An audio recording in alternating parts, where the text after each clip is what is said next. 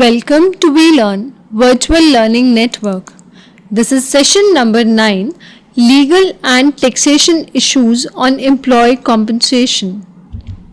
Topics which we are going to cover in this session are Introduction, Tax Implications of Compensation, Prerequisites, Cost of Company, Pay at Risk, Legal Interpretation of Wage Fixation. So coming towards the first topic, that is introduction. Several labor laws deal with the topic employee compensation and wage in India. Payment of Wages Act 1936 defines wages as any remuneration expressed in terms of money or capable of being so expressed, which would be capable to a person employed in respect of the work done by the employee, if the term of the employment, expressed or implied, were fulfilled. The Payment of Wage Act 1936 standardized payment of wage to employee and ensure a speedy and effective remedy for them against illegal deductions and or unjustified delays caused in paying wage to them. Next is the tax implication of compensation. Tax implication of compensation varies with countries. In India, the Income Tax Act specifies that income from salary is tax payable. Let us first understand what exactly the term salary means. Salary means the monetary compensation which an employer pays to an employee. However, the terms salary with respect to the Income Tax Act cover much more than just monetary compensation. The term salary with respect to Income Tax Act covers both monetary and non-monetary compensation in the form of facilities such as housing, accommodation, interest-free loan, certain reimbursement, and so on.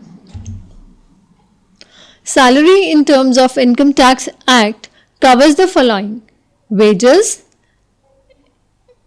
annuity or pension, fee, commission, prerequisites or profit in lieu of salary or in addition to any salary or wages, advance of salary, payment given to the employees with respect to any period of leave not availed by them, the amount transferred to an employee's provident fund. There are three different tax treatment for employee compensation. They are as follows. First is full and immediate taxation. This implies tax has to be paid currently. Deferral of taxation. It implies that taxation occurs in the future rather than currently. Exemption from taxation. This implies that the amount received as income is not subjected to income tax. Next are the prerequisites. Prerequisites are the additional non-monetary benefits received by an employee apart from the salary. Since prerequisites are non-monetary benefits, they have to be valued and converted to monetary terms in order to calculate the tax amount. Prerequisites are considered as a part of salary because of the following reasons. First is, prerequisites are benefits received by the employee over and above the salary. And prerequisites are subjectory to wage and are given in addition to wages. The Income Tax Act considers the following components of compensation as prerequisites: the value of rent-free accommodation provided to the employee by the employer, the value of any concession in the matter of rent with respect to any accommodation provided to the employee by the employer, the value of any benefit or amenity granted or provided free of cost or at concessional rate, any sum paid by the employer in respect of any obligation which but for such payment would have been payable by the employee. Next is cost to the company. Cost to the company is the amount that you cost your company. That is, it is the amount that the company directly or indirectly spend on you because of the employing you. Components of CTC are basic, DA, HRA, medical allowance, conveyance allowance, special allowance, vehicle allowance, incentive or bonus, leave travel allowance or concession, telephone or mobile phone allowance.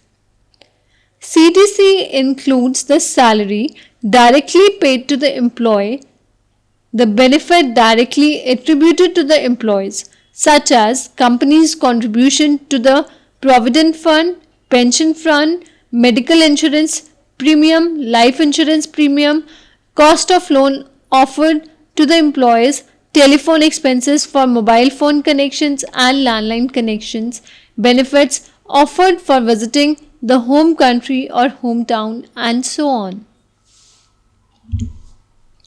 It is important to note that even a lower CTC might mean a higher take home pay than an offer with higher CTC. If the other components are arranged differently, the total compensation includes the value of all the perks and benefits the employee is offered by the company in addition to the employee's salary. Calculating the annual CTC is important from the employee's and the organization's perspective.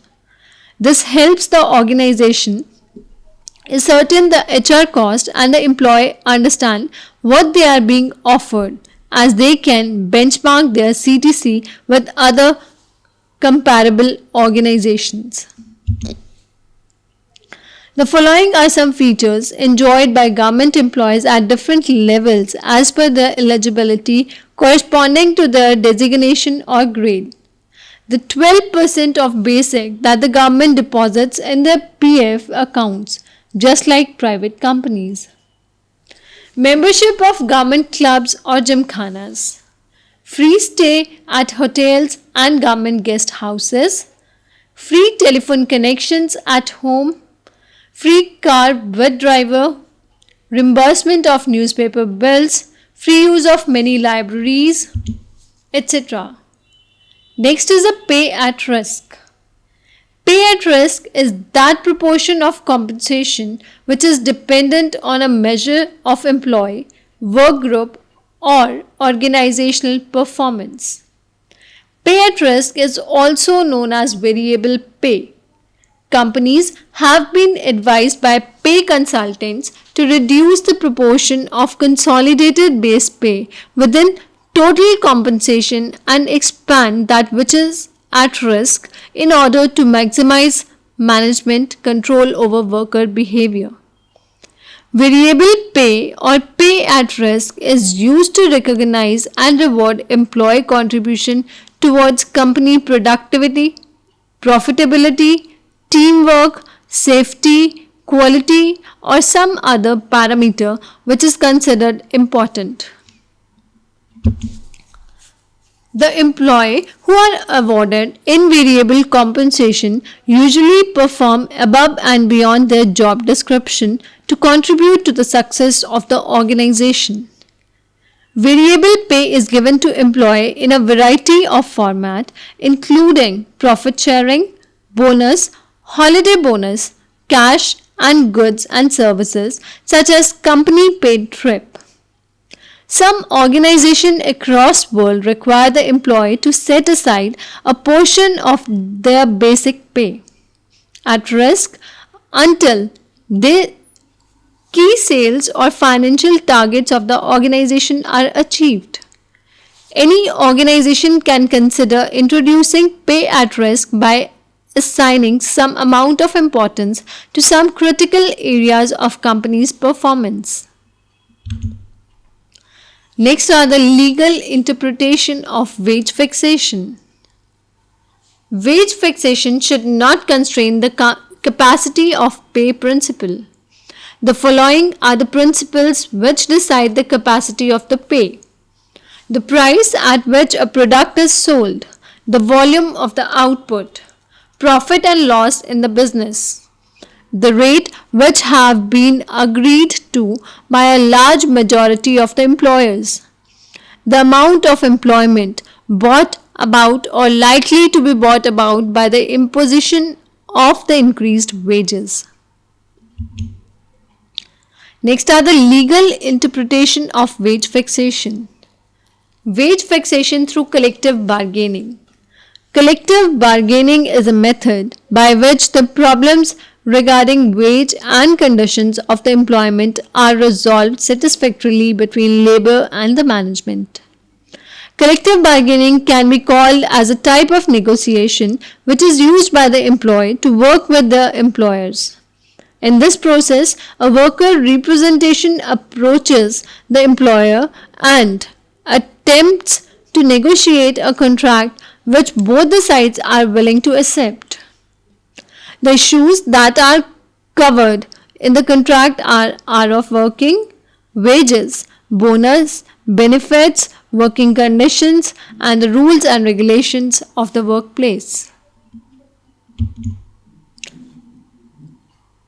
Once both the sides find that they have reached a contract that are agreeable, it is signed and followed for the specific period of the time, mostly 3 years.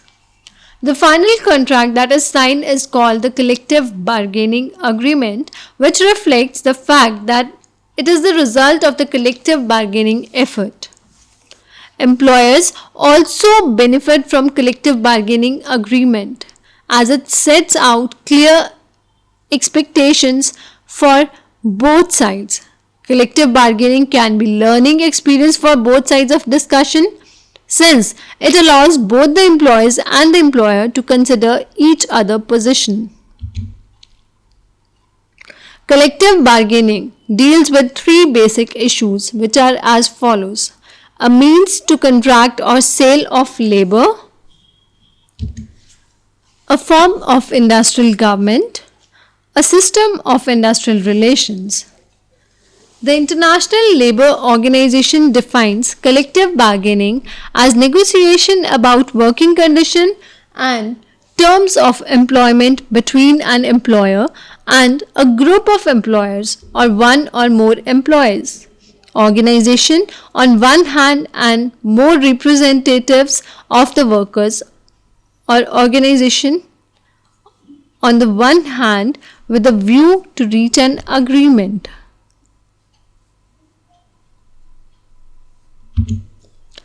The main objective of collective bargaining is to arrive at the agreement on wage and other conditions of employment about which both the sides start with conflicting viewpoints but ultimately attempt to make a compromise. As soon as the agreement is reached, the terms of agreement are put into operations. Next are the government role. The government may influence collective bargaining and employment conditions in ways which differ greatly among countries. It may determine employment conditions by law. It may provide some benefits directly, for example, pension plans. It may set the ground rules which govern the conduct of the party. It may settle disputes which the parties are unable to settle within themselves through mediation and arbitration. Through its macroeconomic and social politics, the government has an influence on the terms of bargaining agreement. The government is a major employer by itself and often bargains with unions representing its employees, frequently setting a pattern for the entire economy. Next is collective bargaining in India. Collective bargaining in India has been the subject matter of industrial negotiation since long and has been defined by our labour codes. According to the code, the Industrial Dispute Act 1947 focuses on achieving social justice by using collective bargaining. With the advent of trade union in the country, collective bargaining became the rules and the employers found it convenient and necessary to deal with the representative of employees instead of individual employees. This rule was followed not only for the making or modifying contracts, but also in the matter of taking disciplinary action against one or more employee and as regards of other disputes. Next are the position of collective bargaining in India. The collective bargaining process is essentially a reflection of a particular social and political climate. A study of the history of the trade union movement in India shows that a trade union is usually associated with one or the other political parties. Opponents believe that the presence of outsider is one of the most important reasons for the failure of collective bargaining in India. Outsiders in the process of collective bargaining. The Trade Union Act says that a person does not have to be a part of organization to be the union leader, which means that even outsiders are allowed to be the union leader. If an employee who has been dismissed from the organization is the union leader, when the employee may create problems in the relationship between the union and the employer. However, experience indicates that outsiders may have some knowledge of background of labor problems, fundamentals of trade unionism, history of labor movement and the technique of industry, and with general education are capable of taking charge of labor unions. Therefore, it is clear that employers have been reluctant to consider and negotiate industrial matters with outsiders who have no personal or direct knowledge of the daily activities or affairs of the organization. The government on its part cannot compel employee to adhere to the union unless the politicians are driven out of the union. This condition must be taken to completely prohibit outsiders from the trade union body. Now in the last there are a few questions which are based on the session. First one is, what are the components of prerequisites as considered by the Income Tax Act? And the second question is, how are wages fixed through collective bargaining? That's all for this session. Thank you. Happy learning. We learning.